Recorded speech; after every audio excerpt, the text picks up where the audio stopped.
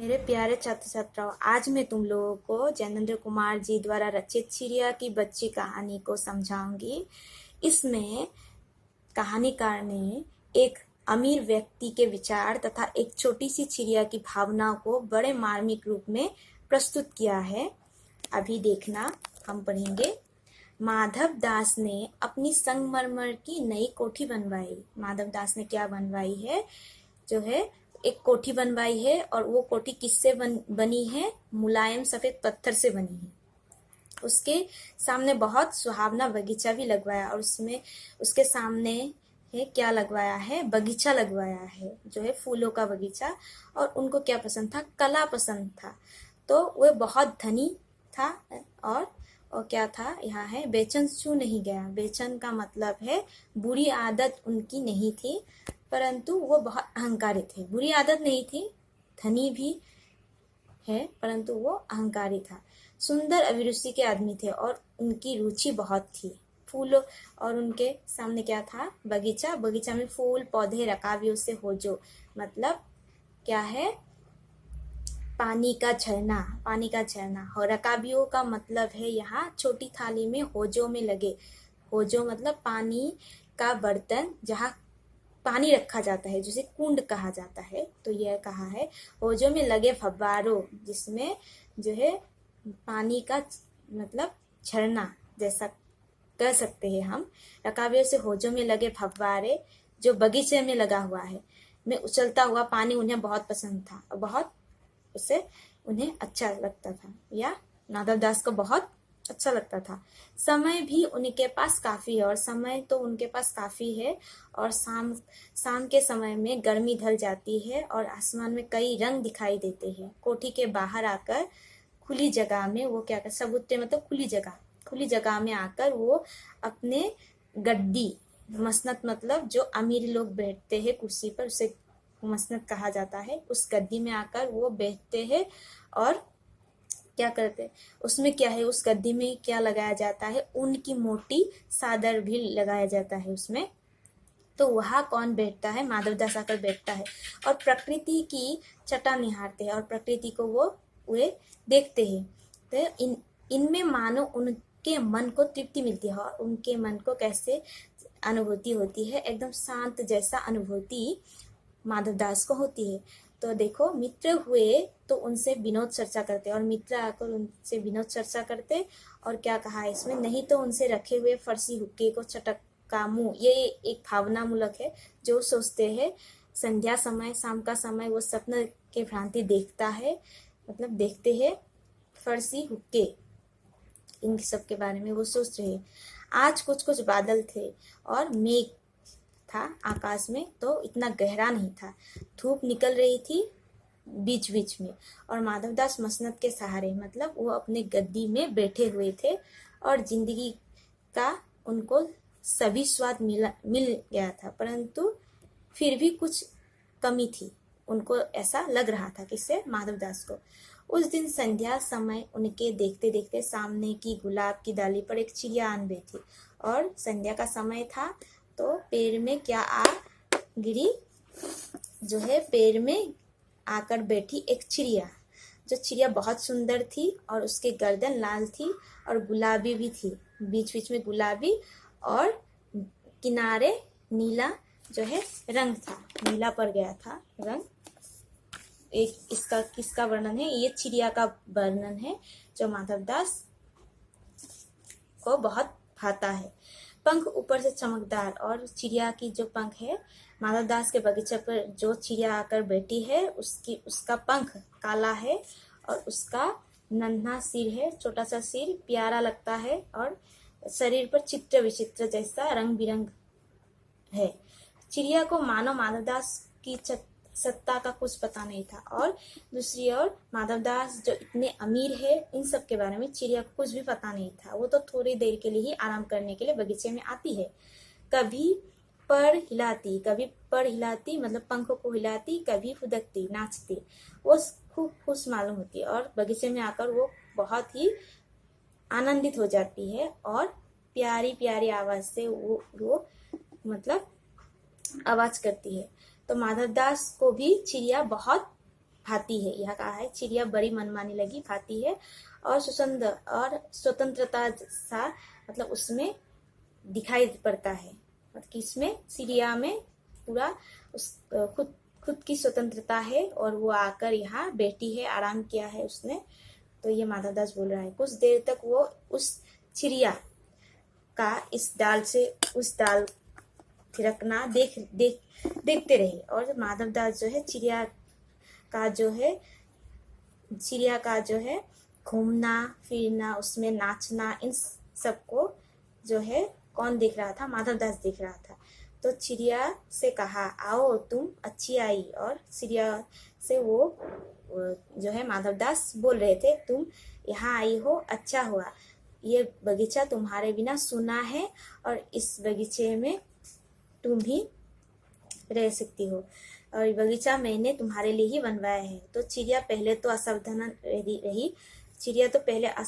रही, फिर जानकर कि उससे की जा रही है। चिड़िया पहले तो उससे कुछ भी समझ में नहीं आ रहा था, परंतु जब माधवदास उससे बात कर रहे थे तभी माधवदास जब बात कर रहे थे तभी चिड़िया को कुछ आभास हुआ और वो घबरा गई। फिर संकोच को वो जीतकर वो थोड़ा सा संकोच हो गई और जीतकर मुझे मालूम नहीं था कि यह बगीचा आपका है। तो क्या कह रही है चिड़िया कि उसे मालूम ना था, वो केवल आकर बैठी है, किसका है क्या है इन सब के बारे में उसे कुछ मालूम नहीं है। परंतु जो है जब माधवदास उससे बात कर रहा था तब चिड़िया बोल रही है, मुझे मालूम नहीं है कि यह बगीचा आपका है।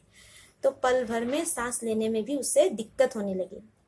तो माधवदास ने कहा, हाँ बगीचा तो मेरा है। तो माधवदास बोल रहा है, बगीचा तो मेरा है पर ये संगमरमर की कोठी भी मेरी है, परंतु सबको तुम अपना समझ सकते हो और सब कुछ तुम्हारा है। तुम कैसी भोली हो, प्यारी हो और जाओ नहीं बैठो, मेरा मन तुमसे बहुत खुश होता है। और माधवदास बोल रहा है, तुम बहुत भोली हो, प्यारी हो और ये सब कुछ तुम्हारा है बोल रहा है। चिड़िया बहुत कुछ सब कुछ आ गई और चिड़िया जो है थोड़ा सा संकोच हो गई और वो बोल रही थी, बोध हुआ कि ये उसकी गलती तो नहीं है। तो वो मन ही मन सोच रही थी चिड़िया कि मैंने कुछ गलत तो नहीं किया यहाँ आकर। तो रुक गई, थोड़ा सा थक कर यहाँ बैठी गई और थोड़ा सा आराम करके वहाँ बैठी ही थी वो मैं अभी चली जाऊंगी। तो वो चिड़िया माधवदास की बातें सुनकर वो भयभीत हो जाती है और वो बोली कि अभी मैं चली जाऊंगी, ये बगीचा आपका है, मुझे माफ करें।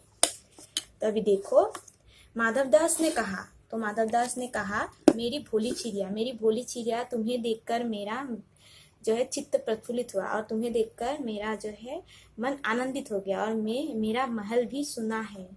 ये जो है कोठी, संगमरमर की कोठी जो माधवदास ने बनाई है वो कोठी सुना है, किसके बिना? चिड़िया के बिना। देखो अभी वहाँ कोई सहसाता नहीं। तुम्हें देखकर मेरी रागिनियों का जी बहलेगा, तुम कैसी प्यारी हो, तुम यहाँ ही तुम क्यों ना रहो। चिड़िया बोली, मैं माँ के पास जा रही हूँ। और चिड़िया माँ के पास जाना चाहती है और यहाँ कहा है सूरज की धूप खाने और हवा खेलने के लिए ही वो यहाँ आई है। फूलों से बात करने में जरा घर से उड़ाइए। फूलों से बात करने के लिए, सूरज की धूप खाने के लिए ही वो आई थी यहाँ। वो चिड़िया बोल रही है और अभी उसे घर जाना है, मतलब उसकी माँ के पास जाना है। तो आप सोच ना करें। और जो है चिड़िया बोल रही है, आप मेरे लिए मत सोचिए। माधवदास ने कहा, प्यारी चिड़िया पगली मत बनो। और माधवदास ने बोला कि तुम पगली मत बनो, देखो तुम्हारे चारों ओर कितनी ही क्या है फूल है, यहाँ दिखाया गया है। भीतर महल है, गुलाब हंस रहा है और क्या क्या न पाओगी, मेरे दिल वीरान है। और कहा है माधवदास ने, उनका दिल वीरान है और हंसी सुनने को मिलती है। और उससे मतलब चिड़िया से उनको क्या मिलेगा? हंसी सुनने को मिलेगा। मेरे पास बहुत सोना मोती है। प्रलोभन दे रहा है माधवदास चिड़िया को। सोना मोती है, सोना का एक बहुत सुंदर घर में तुम्हें बनवा दूंगी, मोतियों की झलर उसमें लटकेगी, तुम मुझे खुश रखना। और क्या बोल रहा है माधवदास कि उन्हें चिड़िया जो है उन्हें खुश रखेगी, तो वो माधवदास भी चिड़िया को खुश रखेगा। तो ये बोल रहा है, भोली गुड़िया बोलकर उसे मतलब प्रलोभन दे रहा है। चिड़िया इन बातों से बहुत डर गई और चिड़िया इन सभी बातों को सुनकर डर गई। वो बोली, मैं भटक कर तनिक आराम करने के लिए आई हूँ यहाँ, ऐसी गलती नहीं होगी। अभी यहाँ से उड़ी जा रही हूँ, तुम्हारी बातें मेरी समझ में नहीं आ रही है। मेरी माँ के घोंसले के बाहर बहुत तेरी सुनहरी धूप बिखरी रहती है। और यहाँ बोल रही है चिड़िया कि मेरी माँ के घोंसले के बाहर ही बहुत अच्छा धूप वहाँ मिलता है, और मुझे और क्या करना है, मैं माँ के पास जाऊंगी, वहाँ ही रहूंगी, यह बोल रही है चिड़िया। माधवदास ने कहा, भोली चिड़िया, तुम कहाँ रहती हो? तुम मुझे नहीं जानती हो। तो माधवदास बोल रहा है, तुम कहाँ रहती हो? तुम मुझे नहीं जानती हो। तो इस तरह बोलकर अभी देखो, चिड़िया मैं माँ को जानती हूँ, भाई को जानती हूँ, यहाँ कह रहा है। वो क्या किसे किसे जानती है? माँ को जानती है, भाई को जानती है, और सूरज को जानती है, धूप को जानती है, घास, पानी, फूल, इन सभी को वो जानती है, परंतु माधवदास को नहीं जानती है। चिड़िया बोल रही है, माधवदास तुम भोली हो चिड़िया। तो माधवदास बोल रहा है कि तुम भोली चिड़िया हो, और तुमने मुझे नहीं जाना, और माधवदास को वो नहीं जानी। बोल रहा है माधवदास, मैं ही तो हूँ शेष माधवदास। तो वो अपना नाम बोलकर उसे मतलब बता रहा है, इससे चिड़िया को बता रहा है, मेरे पास क्या नहीं है, क्या मांगोगे, जो मांगो उससे तुम्हें मिलेगा। और माधवदास बोल रहा है, तुम जो मांगो चिड़िया तुम्हें वही मिलेगा।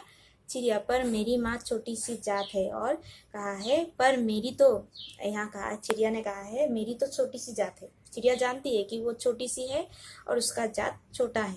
तो आपके पास, यहाँ कहा है, आपके पास सब कुछ है, तब मुझे जाने दीजिए। तो आपके पास सब कुछ है तो मुझे जाने दीजिए, यह बोल रहा है चिड़िया।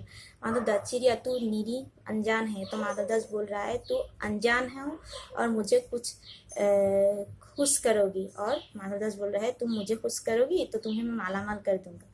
चिड़िया, तुम सेठ हो। तो चिड़िया अभी बोली थी, माधवदास तुम सेठ हो, मैं नहीं जानती सेठ क्या होता है, सेठ कोई बड़ी बात होती होगी, मैं अनसमझ ठहरी। माँ मुझे प्यार करती है, वो मेरी राह देखी होगी, मैं मालामाल होकर क्या करूँगी। और यह बोल रही है चिड़िया, सेठ, अरे चिड़िया तुझे बुद्धि नहीं है। और सेठ बोल रही है, तुझे बुद्धि नहीं है तो सोना नहीं जानती, सोना तो सोने का प्रलोभन दे रहा है अभी माधवदास, तो उसी की जगत को तृष्णा है। तो माधवदास बोल रहा है, जगत में सोने के लिए लोग मरते हैं और सोने को पाने के लिए क्या क्या नहीं करते हैं, और तुम्हारे लिए मैं एक सोने का पिंजरा बना दूंगा। तो माधवदास बोल रहा है, उस सोने के पिंजरे में तुम रहोगी, वहाँ नाचोगी, भीतर रहोगी, और तुम्हारे जो है पानी पीने का कटोरी भी किसका होगा? सोने का होगा। ये माधवदास चिड़िया को बोल रहा है। चिड़िया, वो सोना क्या चीज है? तो चिड़िया तो कुछ भी जानती नहीं सोना क्या है। तो सेठ, तू क्या जानोगी, तू चिड़िया जो हो। तो माधवदास फिर से बोल रहा है, तुम चिड़िया हो तो तुम क्या जानोगी सोने का मूल्य? बस यह जान लो कि माधवदास ने तुम्हारे साथ बात किया है, तुम्हारी भाग्य खुल गई है। यह कहा है चिड़िया से। अभी नेक्स्ट पेज में देखना, खुल जाती है, तू अभी जग का हाल नहीं जानती। अभी भय दिखा रहा है, बोल रहा है कि जग बहुत बुरा है, कोठी मेरे यहाँ कोठिया ही कोठिया है, बगीचा ही बगीचा है, दास दासिया है, और पर तुझसे मेरा चित्त प्रसन्न हुआ है। परंतु माधवदास को जो है चिड़िया बहुत भाती है, तो इसीलिए चिड़िया को रखना चाहती है जो है माधवदास चिड़िया को रखना चाहता है। तो अभी देखो क्या कह रहा है चिड़िया, सेठ मैं नादान हूँ, मैं कुछ समझती नहीं हूँ, पर मुझे देर हो रही है। तो चिड़िया बोल रही है, मुझे अभी देर हो रहा है, मैं कुछ भी नहीं जानती हूँ, मुझे माँ के पास जाना है, माँ मेरी राह देख रही होगी। सेठ, ठहर,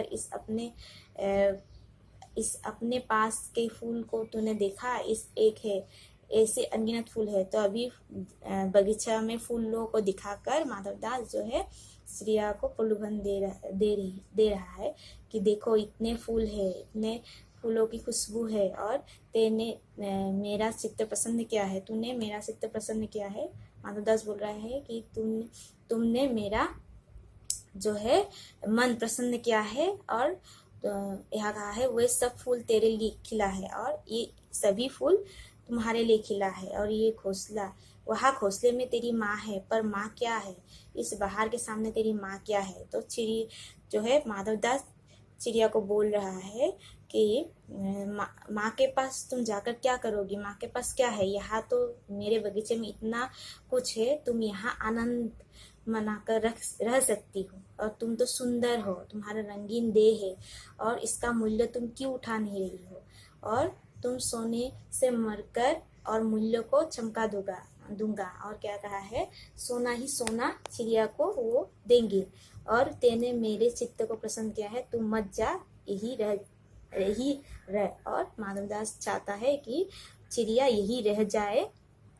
तो बोल रहा है, चिड़िया सेठ मैं अपने को नहीं जानती। और चिड़िया बोल रही है, सेठ मैं अपने को नहीं जानती, इतना जानती हूँ कि मेरी माँ है और मुझे यहाँ देर हो रही है। सेठ मुझे रात मत करो, रात में अंधेरा बहुत है और मुझे जो है राह जो है। चिड़िया बोल रही है माधवदास से, जे सेठ मुझे मत रुकिए, मेरी माँ मेरी राह देख रही है, और मैं ज़्यादा देर होने से मैं क्या भूल जाऊंगी, रास्ता भूल जाऊंगी। सेठ ने कहा, अच्छा चिड़िया जाती हो तो जा, पर बगीचा अपना ही समझो, तुम बड़ी सुंदर हो। और क्या कहा है माधवदास कि तुम बहुत सुंदर हो और जाना हो तो जाओ, परंतु तुम बहुत सुंदर हो।